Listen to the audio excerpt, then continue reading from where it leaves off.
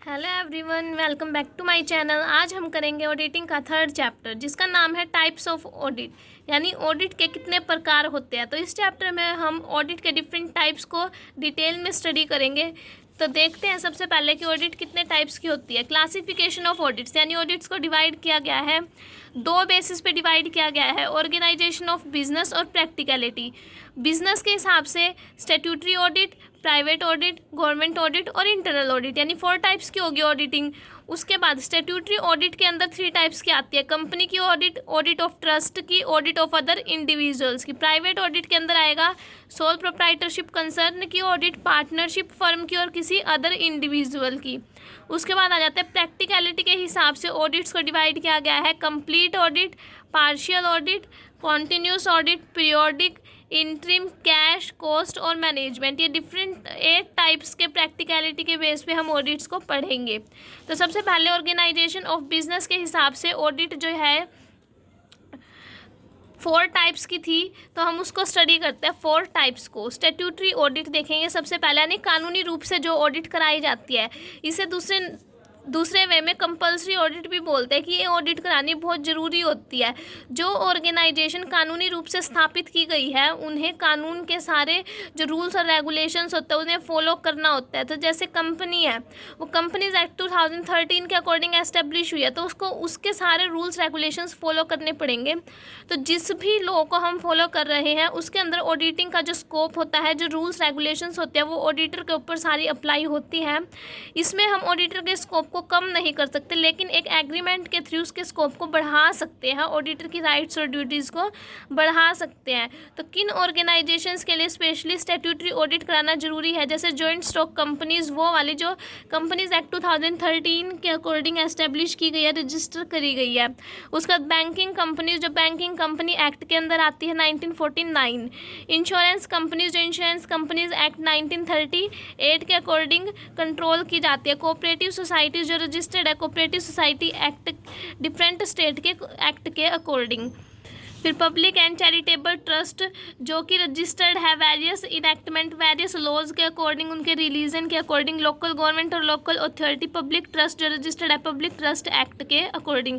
यानी इन ऑर्गेनाइजेशंस के लिए स्टैट्यूटरी ऑडिट कराना कंपलसरी है। सेकेंड पॉइंट रहेगा प्राइवेट ऑडिट। प्राइवेट ऑडिट जो है ये वो वाली ऑडिट होती है जिसे कराना ऑर्गेनाइजेशंस के लिए कंपलसरी नहीं होता। यहाँ पे ऑर्गेनाइजेशंस की या इंडिविजुअल्स की अपनी मर्जी होती है कि वो अपनी सुविधा के लिए ऑडिट कराएं या ना कराएं। अगर वो करा रहे हैं तो उस ऑडिटर का जो है राइट्स और ड्यूटीज़ वो भी वही डिसाइड करेंगे म्यूचुअल एग्रीमेंट के बेस पे। और ऑडिट का जो स्कोप है वो भी प्राइवेट पर्सन्स जो है जिन्होंने अपॉइंट किया है ऑडिटर को वही डिसाइड करते हैं। तो इसको आगे 3 कैटेगरीज में डिवाइड किया गया है, वो देख लेते हैं। जैसे audit of a sole traders account, यानी कि एक सिंगल पर्सन है जो बिजनेस कर रहा है, वो अपने अकाउंट्स ऑडिट कराना चाहता है। किन कंडीशंस में वो कराएगा, जब उसे ऐसा लगता है कि उसे अपना इनकम टैक्स या एक्सपेंडिचर टैक्स कैलकुलेट करने के लिए ऑडिटिंग की ज़रूरत है, या तो वो तब कराएगा। या फिर जब उसे ये लगता है कि उसके अकाउंट्स के अंदर कुछ ना कुछ मिस्टेक है और जो उसे डिटेक्ट नहीं हो रही, तब जाके वो अपने अकाउंट्स को ऑडिट कराता है। यहाँ पे जो स्कोप है, राइट्स और ड्यूटीज़ है ऑडिटर की, वो कॉन्ट्रैक्ट के बेस पे डिसाइड की जाती है। और ऑडिटर के लिए ज़रूरी है कि वो अपना काम शुरू करने से पहले रिटर्न में एक नोटिस ले ले सोल ट्रेडर से कि भाई उसने ही बोला है उसको करने के लिए। अगर फ्यूचर में कोई गलती हो जाती है या फिर जो जिसने उसे अपॉइंट किया है वो ये भी तो बोल सकता है कि मैंने तो तुम्हें अपॉइंट किया ही नहीं था, या हमारे बीच में तो कोई कॉन्ट्रैक्ट ही नहीं हुआ।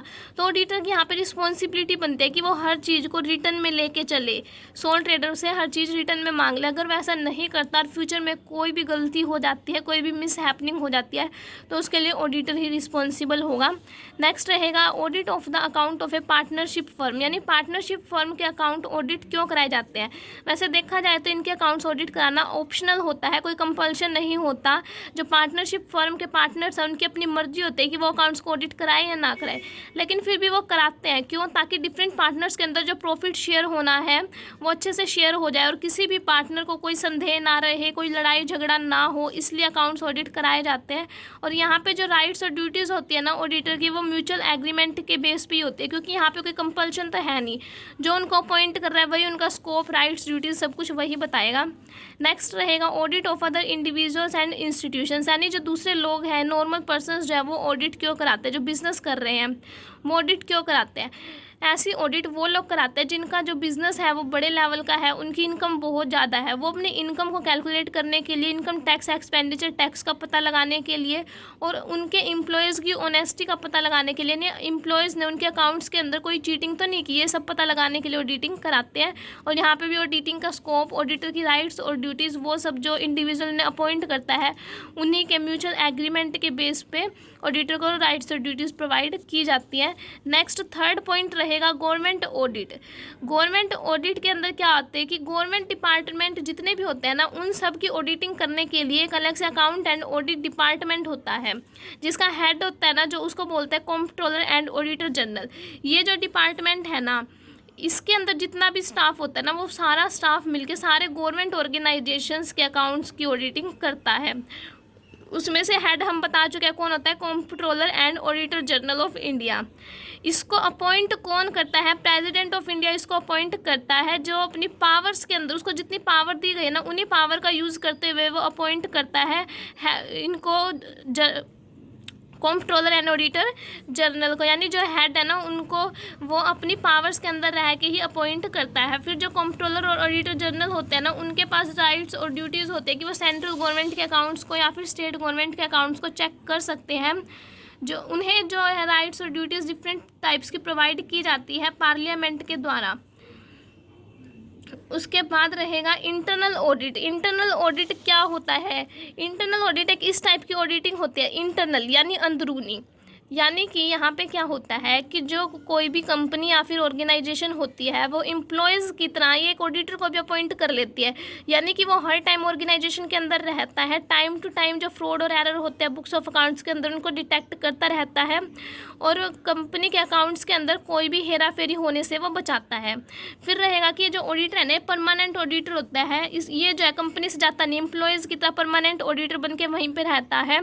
और इसके पास क्वालिफिकेशंस की अगर हम बात करें तो नॉर्मल क्वालिफिकेशन, ऑर्डिनरी क्वालिफिकेशंस होती है जो एक अकाउंटेंट के पास होती है। इसको इंटरनल ऑडिटर बनने के लिए किसी भी सीए से डिग्री लेने की ज़रूरत नहीं होती, जस्ट अकाउंटेंट का काम करता है ये।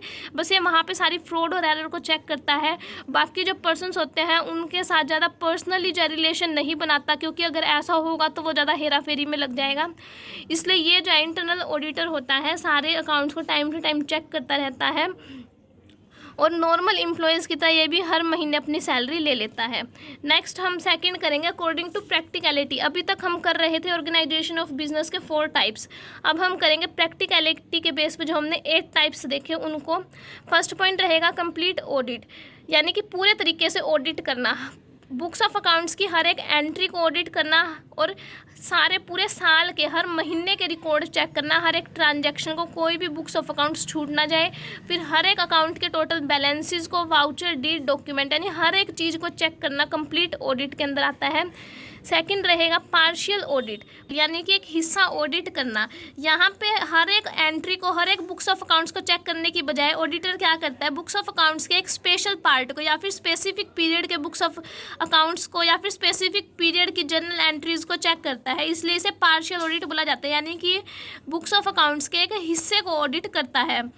जैसे पार्शियल ऑडिट के अंदर आएगा कि ऑडिटर ने या तो सिर्फ परचेज बुक ही चेक कर लिया, सेल्स बुक या फिर कैश बुक ही, मतलब कि देखो यहाँ पर उन्होंने कोई एक बुक चेक करी तो वो पार्शियल ऑडिट के अंदर आएगा। या फिर ये होएगा कि स्पेसिफिक पीरियड की, जैसे नवंबर या दिसंबर की चेक कर ली बस, बाकी पूरे साल की तो नहीं की ना। और यहाँ पे भी है कि कुछ बुक्स छोड़ दी तो पार्शियल ऑडिट के अंदर आएगा वो।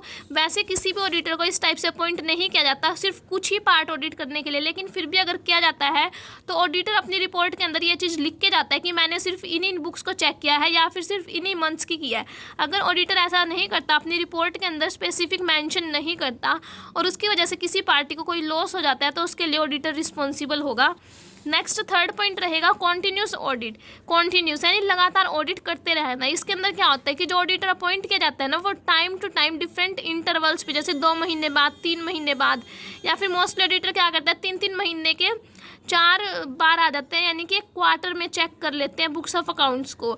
यहाँ पे ऑडिटर लगातार आते रहते हैं, तो इसमें मोस्टली ये रहता है कि ऑडिटर का क्या होता है कि पर्सनल रिलेशन बन जाता है एम्प्लॉयज़ के साथ। तो उस चीज़ से बचने के लिए कॉन्टीन्यूस ऑडिट के अंदर ऑडिटर के स्टाफ जो है वो बार बार चेंज होते रहते हैं, ताकि वो कंपनी के जो एम्प्लॉयज़ हैं उनसे कोई पर्सनल रिलेशन ना बना ले।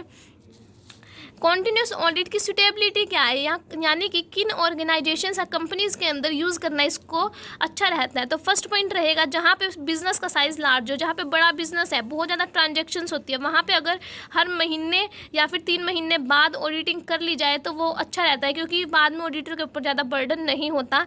नेक्स्ट सेकेंड पॉइंट रहेगा इसी के अंदर, where the final accounts are required early, यानी कि जब फाइनल अकाउंट्स जल्दी चाहिए, हमें साल खत्म होते ही तुरंत फाइनल अकाउंट्स चाहिए, और तो कॉन्टीन्यूस ऑडिट हेल्पफुल होता है, क्योंकि ऑडिटर ने अपने टाइम टू टाइम रिपोर्ट बना रखे हैं, उन सभी रिपोर्ट को इकट्ठा जोड़ के अटैच करके जो मेन पॉइंट्स होते हैं उनको करके दे देता है ऑडिटर, तो वहाँ पे जो फाइनल अकाउंट्स है वो जल्दी बन जाते हैं। थर्ड रहेगा कि जब इंटरनल चेकिंग सिस्टम जो है संतुष्ट करने वाला नहीं है, यानी कि इंटरनल ऑडिटर ऐसा है जो ढंग से चेकिंग नहीं करता, वहाँ पे कॉन्टीन्यूस ऑडिटिंग जो है वो हेल्पफुल रहती है। Auditor time to time check कर लेता है और वो जो है अपनी रिपोर्ट प्रोवाइड कर देता है, तो वहाँ पे इंटरनल चेकिंग सिस्टम की ज़्यादा ज़रूरत नहीं पड़ती। नेक्स्ट रहेगा कि जहाँ पे डिटेल्ड चेकिंग या फिर इंटेंसिव चेकिंग करने की ज़रूरत होती है, यानी कि अगर पिछले साल में किसी कंपनी के अकाउंट में फ्रॉड या एरर मिले हैं, इस साल वो उन फ्रॉड या एरर को अच्छे से पकड़ना चाहते हैं या नहीं चाहते कि उनके बुक्स ऑफ अकाउंट्स के अंदर गलतियाँ मिले, तो वहाँ पे कॉन्टीन्यूस ऑडिट कराना हेल्पफुल रहता है।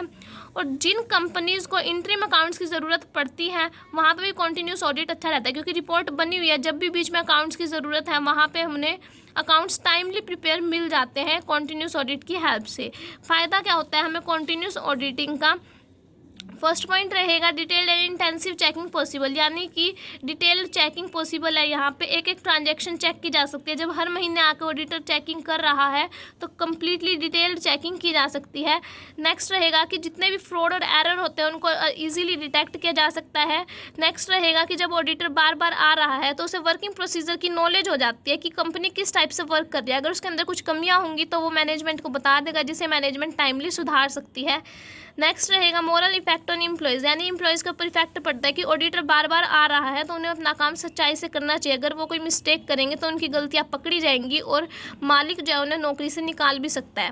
नेक्स्ट रहेगा early presentation of final accounts, यानी कि फाइनल अकाउंट्स जल्दी प्रेजेंट किए जा सकते हैं, क्योंकि time to time accounts prepare किए जा रहे हैं, उनकी गलतियाँ भी जो है ढूंढी जा रही है, तो लास्ट में अकाउंट्स बनाना ईजी हो जाता है साल के एंड में। इसके एडवांटेज कितने पॉइंट्स काफ़ी रहेंगे। नेक्स्ट हम डिसएडवांटेज करते हैं। डिसएडवांटेज के अंदर क्या है, अल्ट्रेशन इन फिगर्स, यानी कि फिगर्स के अंदर चेंजेस किए जा सकते हैं। अब ऑडिटर एक बार आया, उसने 1 महीने के अकाउंट्स चेक कर लिए, उसके बाद एम्प्लॉयज़ उसके अंदर चेंजेस कर सकते हैं, चीटिंग कर सकते हैं। नेक्स्ट रहेगा break in the continuity of work, यानी कि जो एम्प्लॉयज़ वर्क कर रहे होते हैं उनकी कॉन्टीन्यूटी, यानी लगातार वो काम कर रहे हैं, बीच में ऑडिटर आ गया, उन्हें एक्सप्लेनेशन देने में उनका टाइम वेस्ट होएगा, वहाँ से उनका जो लगातार काम कर रहे थे वो चैन ब्रेक हो जाएगी, तो ये भी नुकसान है कम एम्प्लॉयज़ के लिए, वो ढंग से काम नहीं कर पाते। एक्सपेंस, अब ऑडिटर बार बार आ रहा है तो बहुत ज़्यादा खर्चा लगता है, उनको पैसे भी देने पड़ते हैं, उनकी रिफ्रेशमेंट चाय वगैरह भी करानी पड़ती है, फिर एम्प्लॉयज़ का टाइम भी बहुत ज़्यादा लग जाता है, तो इसलिए बहुत एक्सपेंसिव है ये। नेक्स्ट रहेगा मैकेनाइजेशन ऑफ वर्क, यानी कि यहाँ पे काम जो है वो मैकेनाइज्ड हो जाता है, यानी काम अच्छे से नहीं हो पाता। जो ऑडिटर का स्टाफ है वो ऑडिटर जो है कुछ तो चेकिंग खुद करता है, कुछ उसके साथ बंदे आते हैं ना जो वो काम में ज़्यादा इंटरेस्ट नहीं लेते, क्योंकि उन्हें पता होता है कि पूरा साल होने में भी काफ़ी टाइम है, तो वहाँ पे काम की जो उनकी क्वालिटी है वो बहुत कम हो जाती है, क्योंकि वो ध्यान से काम नहीं करते। नेक्स्ट रहेगा डिपेंडेंस ऑन एम्प्लॉयर्स स्टाफ, यानी एम्प्लॉयर के स्टाफ पे बहुत ज़्यादा डिपेंड होते हैं। ऑडिटर जो है उनको अगर कोई फ्रॉड या एरर की शंका होती है तो वो एम्प्लॉयर के स्टाफ पे बहुत ज़्यादा डिपेंड हो जाते हैं कि तुम मुझे ये एक्सप्लेनेशन दो, वो एक्सप्लेनेशन दो। उनके स्टाफ का इतना ज़्यादा टाइम खा जाते हैं कि वो टोटली ही उसके स्टाफ के ऊपर ही डिपेंड हो जाते हैं कि जो ये वाउचर्स वगैरह प्रोवाइड करेंगे, इनवॉइस देंगे, उसी के बेस पे हम काम करेंगे, तो एम्प्लॉयर के स्टाफ पे बहुत ज़्यादा हो जाते हैं वो डिपेंड। नेक्स्ट हम देखते हैं प्रिकॉशंस, यानी इससे इन सब डिसएडवांटेज से बचने के लिए हमें क्या सावधानियां बरतनी चाहिए। फर्स्ट रहेगा इंस्ट्रक्शंस टू एम्प्लॉयज़, यानी एम्प्लॉयज़ को इंस्ट्रक्शन दे दी जानी चाहिए कि फिगर्स के अंदर कोई भी चेंज नहीं किया जाना चाहिए। जो वो चीटिंग करने की कोशिश करते हैं कि फिगर चेंज कर दो, उनको कह दिया जाना चाहिए कि कोई चेंज नहीं होना चाहिए फिगर के अंदर। सेकंड रहेगा use of secret tick mark, यानी जो ऑडिटर आते हैं ना उन्हें सीक्रेट टिक मार्क का यूज़ करना चाहिए ताकि अगर एम्प्लॉय कोई चेंज करे तो ऑडिटर को पता चल जाए। नेक्स्ट रहेगा यूज़ ऑफ नोटबुक, और ऑडिटर को जो है और नोटबुक का यूज़ करना चाहिए ताकि जो इंपॉर्टेंट नोट्स है वो उसके अंदर अलग से लिख ले, और जब इंट्रीम अकाउंट्स या इंटेंसिव चेकिंग की ज़रूरत हो तो वो पॉइंट्स काम आ सकें। Checking of impersonal accounts, impersonal accounts को चेक किया जाना चाहिए क्योंकि उसके अंदर बहुत ज़्यादा चेंजेस किए जाते हैं। जो भी चीटिंग करता है वो इम्पर्सनल अकाउंट्स के अंदर, जैसे कैश बैंक अकाउंट हो गया, उन्हीं के अंदर ज़्यादा चेंजेस किए जाते हैं। नेक्स्ट रहेगा सिस्टमेटिक प्रोग्राम, यानी कि ऑडिटर को अपना काम ना सिस्टमेटिक तरीके से करना चाहिए ताकि जो एम्प्लॉयज़ है वो ज़्यादा अकाउंट्स के अंदर हेराफेरी ना कर पाए। जैसे कि ऑडिटर अगर अपनी इन्वेस्टिगेशन को, जो उसने ताक झाक करनी है, जो उसने चेकिंग करनी है, उसको अगर डिवाइड कर ले कि इस बार आऊँगा तो सिर्फ यही चेक करके जाऊँगा, यानी एक बार ऑडिटर आया वो अपना एक बुक को कंप्लीट कर जाए, उस काम को कंप्लीट करके जाए ताकि उसके अंदर चेंजेस के चांसेस बहुत कम हो। नेक्स्ट रहेगा प्रिपरेशन ऑफ प्रोग्रेस टेबल, यानी उसे एक प्रोग्रेस टेबल बनानी चाहिए कि कंपनी कितना प्रोग्रेस कर रही है, अप जा रही है या डाउन जा रही है। उससे कंपनी की भी हेल्प हो जाती है। और कोई भी एम्प्लॉय जो है वो चीटिंग करने से डरता है क्योंकि उसे लगता है कि जो ऑडिटर आया था उसने अपना प्रोग्रेस टेबल के अंदर हमारी जो रिपोर्ट है उसको मार्क कर रखा है, अगर हम कोई चेंज करेंगे तो उसे पता चल जाएगा। नेक्स्ट रहेगा चेंज इन ऑडिट स्टाफ, यानी ऑडिट स्टाफ को चेंज करते रहना चाहिए ताकि वो कंपनी के एम्प्लॉयज़ के साथ ज़्यादा अटैच ना होए, और अगर अकाउंट्स के अंदर कोई मिस्टेक है तो उसको वो बिना किसी भी पर्सन से रिलेट करे, इजीली बता सके कि इस पर्सन ने गलती की है, इसने चीटिंग की है अकाउंट्स के अंदर। तो इसलिए ऑडिटर का जो स्टाफ है वो बार बार चेंज होता रहना चाहिए ताकि ऑडिटिंग का कंपनी को फ़ायदा हो, और उसने जो भी खर्चे किया ऑडिटिंग पे वो उसका मतलब कि मालिक को कुछ ना कुछ फ़ायदा मिल पाए। तो आज हमने प्रैक्टिकलिटी के बेस पे 3 टाइप्स तक कर लिया है। नेक्स्ट जो हमारे बचे हैं वो हम नेक्स्ट वीडियो में करेंगे। आई होप आपको यहाँ तक का टॉपिक समझ आया होगा। अगर समझ आया हो तो वीडियो को लाइक कर देना, चैनल पर नए हो तो चैनल को सब्सक्राइब कर लेना। Thank you.